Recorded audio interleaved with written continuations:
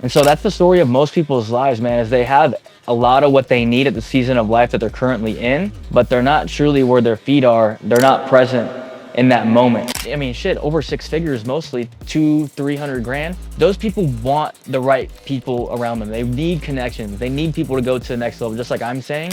Dude, you got $3,000 a month in rent. You got that $1,000 a month in grocery and bills. You got another $1,000 in miscellaneous shit, 5 grand. You're making, and then taxes 2 grand. Bro, you don't have money for a watch at $100,000. But you never know when it's gonna land back in your lap. So that's the thing, is like it's all intention, right? I don't care, or do I nor need it, but it sure is appreciated when it does come back around. Danny Klein with the Elliott Group.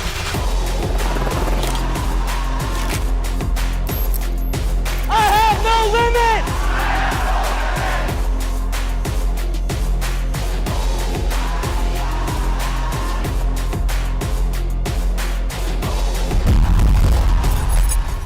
He's trying to find the right, the diamond mine that's gonna get him rich. Okay, hold on. So there's a story, what? Of the diamond, miner. Mm-hmm. And so he's mining for diamonds, and that's his whole job, but he's just trying to find diamonds, and he's trying to hit the jackpot, he's trying to, get rich.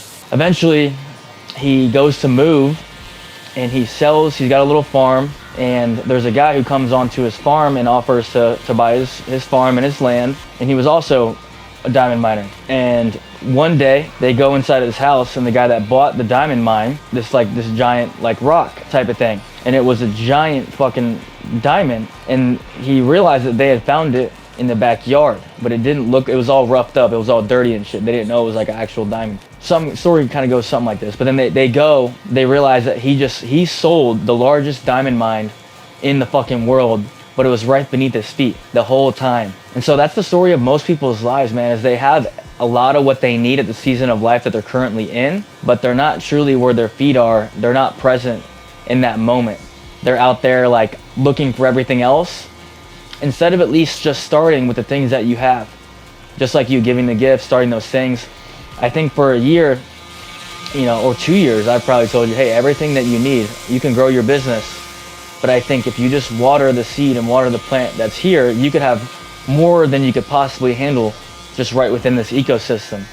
And I think you kind of believe me, but then this last year, when we started doing some sales, you started getting some new clients, and then you started really realizing, oh, there's 100 people in the Brotherhood.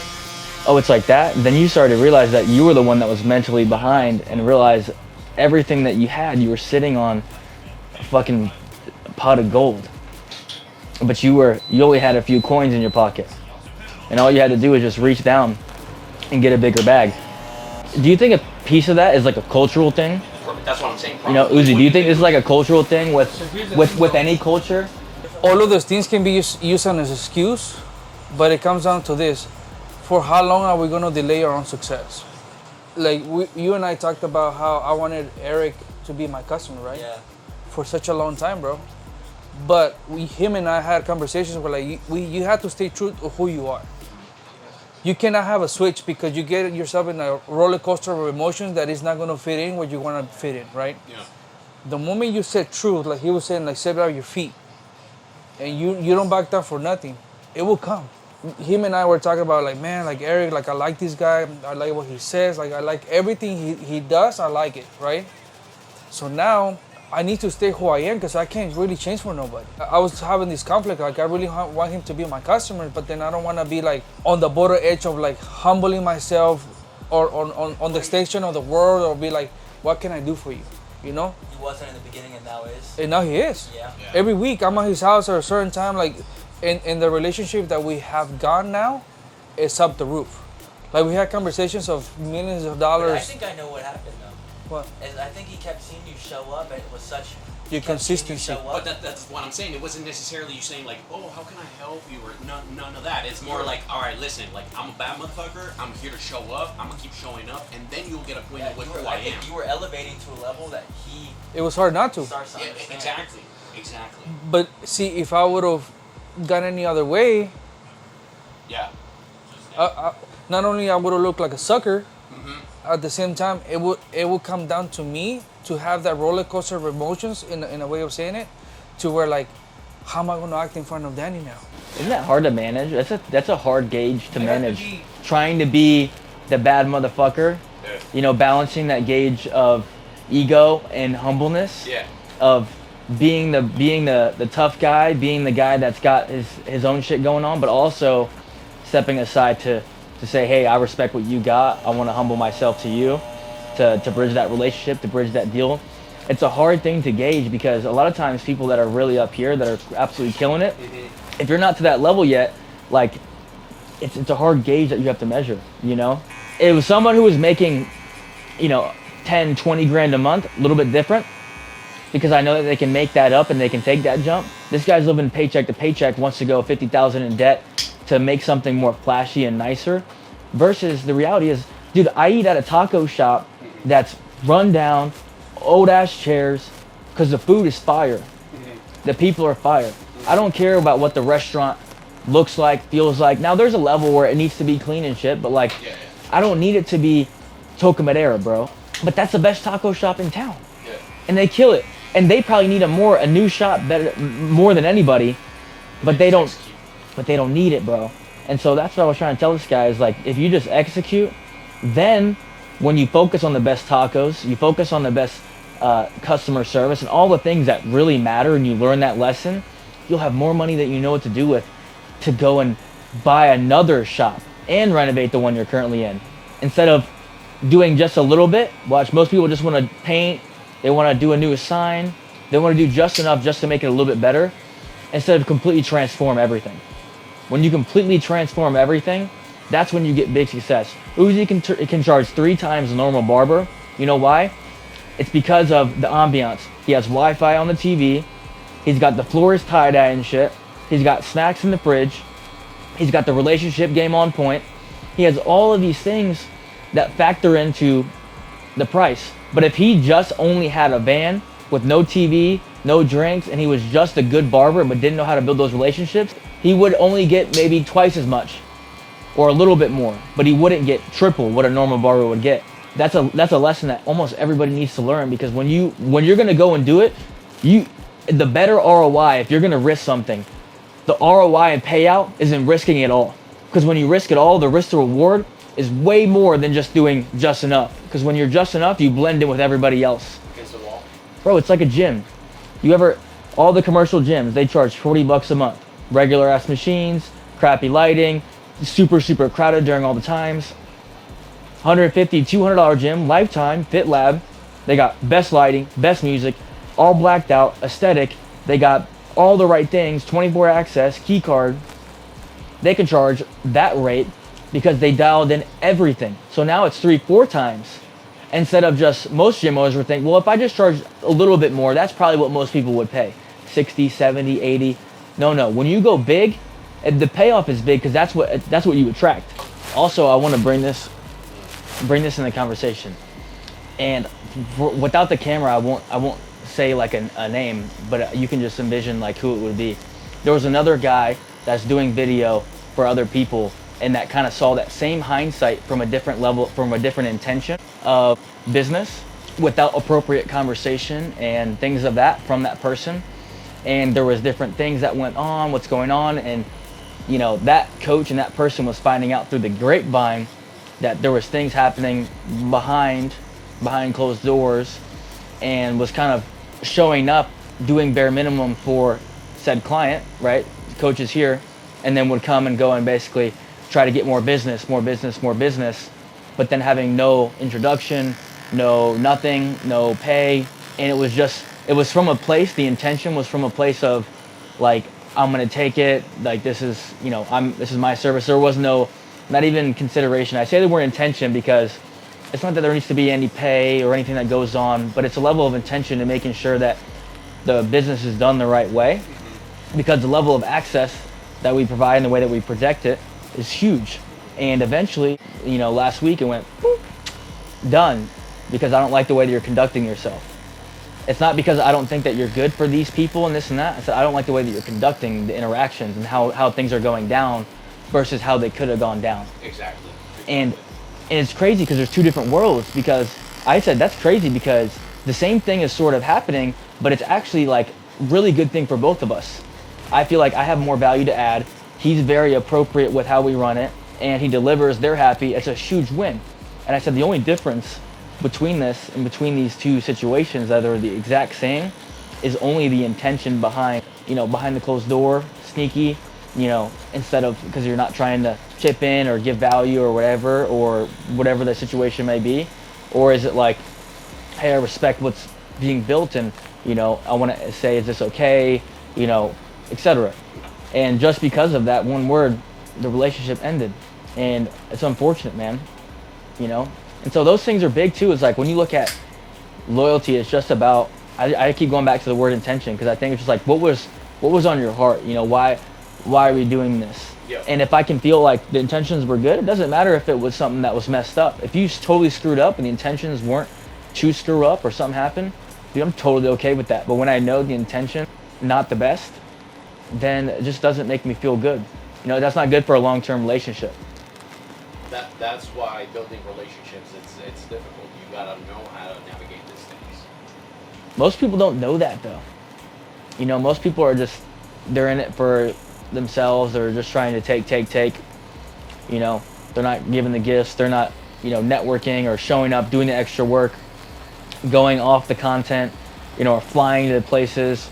When the reality is, the next couple weeks, next couple months, your income doesn't change if you go and do that. You don't get a deal immediately. But what happens next year from that introduction? What happens from Todd when you do that one deal, speak on that one stage because you gave extra value? Now you get another stage. But that first domino that doesn't hit, nothing else hits. Most people miss that first domino because the first domino is a small, tiny one. You ever seen the dominoes where it goes from baby little domino all the way to a big one and it topples over? People miss that because they say, well, it's not really worth it. It's not worth my time to do that. Yeah, exactly. It's not worth your time, but your dumbass didn't see the 5 dominoes past that $10,000 deal, that person you need to get introduced to, that room that you wanted to be in, was just a couple layers beyond that.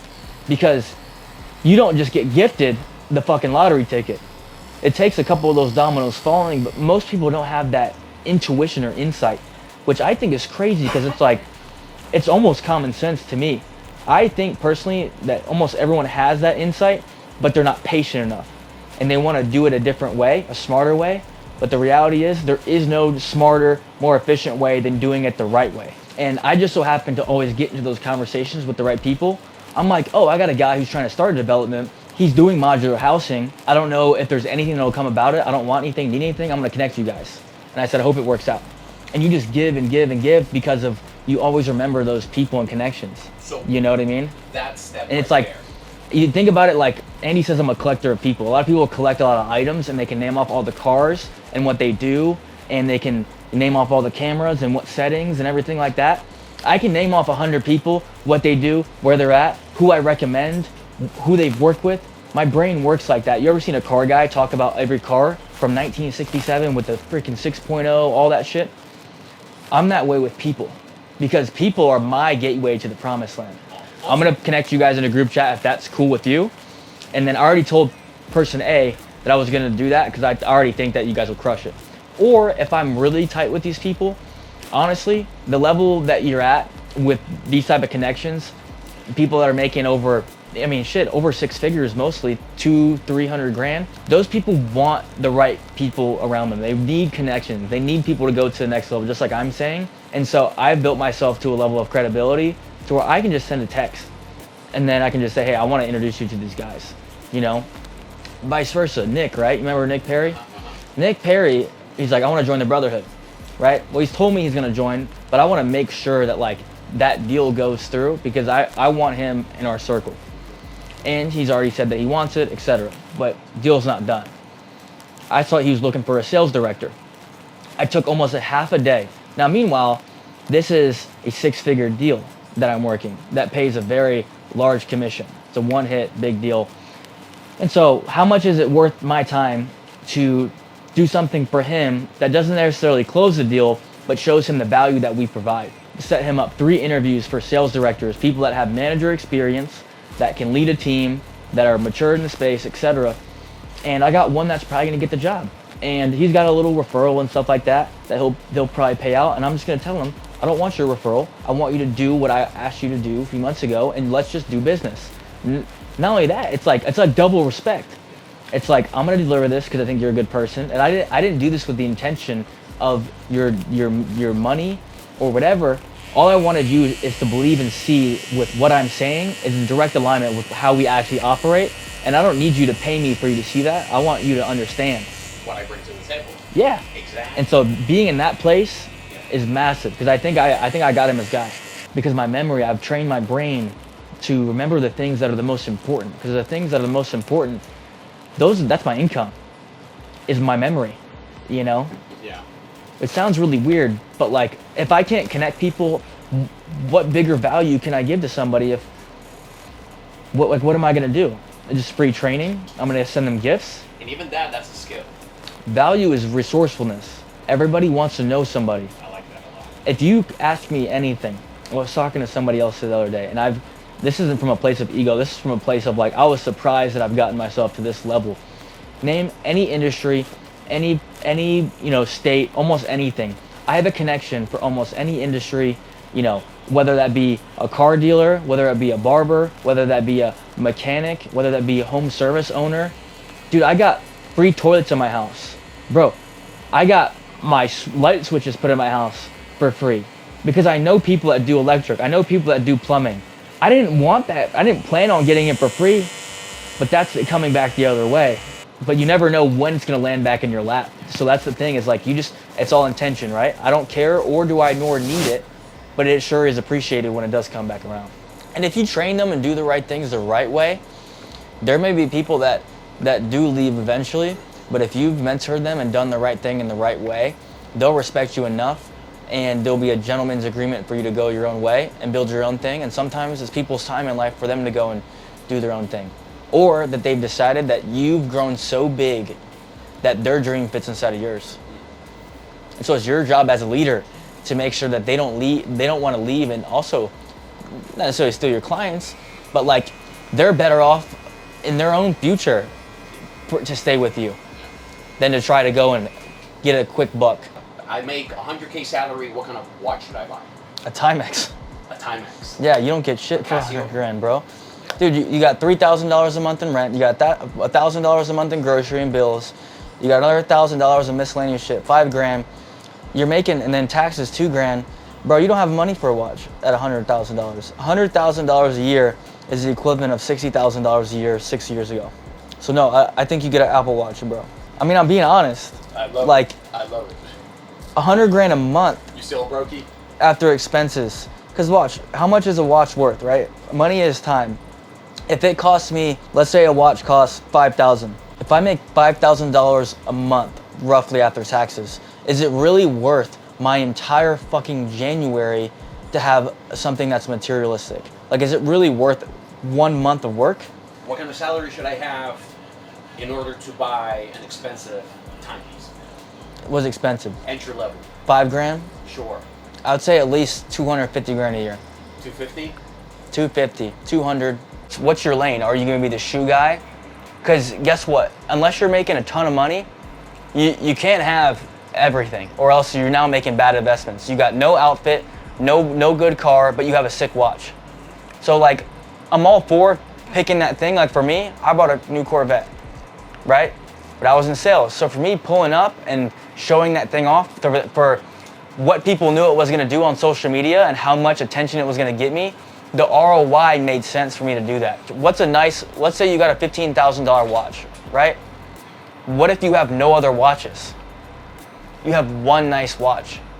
I would rather have 4 watches that are, actually I don't know about that, but I feel like I would probably rather have, at least in the beginning, 3 decent watches, 3 $5,000, $2,500 watches, $7,000 watches, than one $20,000 watch. I could probably argue both sides, honestly, but at least for me in the beginning, I would rather have a little bit of more in the rotation. Well, what kind of watch can I buy with $3,000? My Maurice LaCroix is $2,500. You can buy some nice watches.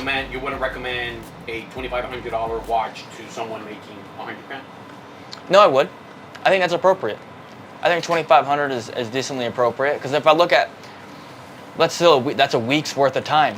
It's going to be a week of work, So if you think about it, and so now you only have 51 weeks of currency left to spend? And what do those other 51 weeks go towards?